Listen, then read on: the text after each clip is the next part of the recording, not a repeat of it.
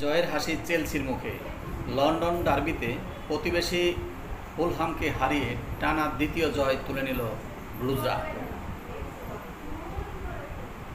Stamford ব্রিজে শনিবার বিকেলের ম্যাচে চেলসি 2-0 গোলের জয় পেয়েছে ফুলহামের বিপক্ষে।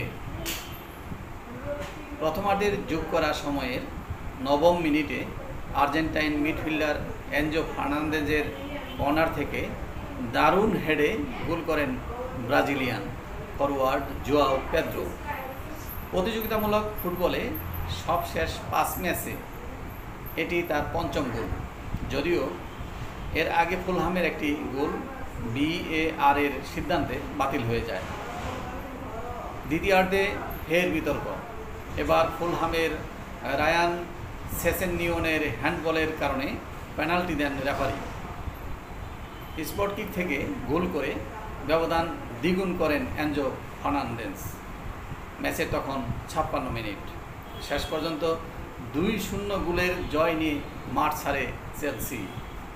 মৌসুমের প্রথম ম্যাচে গোলশূন্য ড্রয়ের পর টানা 2 জয় পেল এনজো মারেস্কার শিষ্যরা।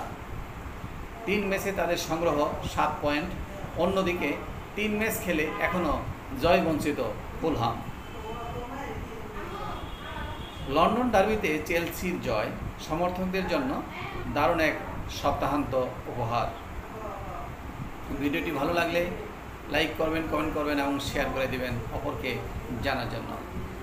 আর যারা এখনও আইডিটি ফলো করেননি, ফলো করে আমাদের পাশে সাবস্ক্রাইব করে আমাদের পাশে থাকবেন।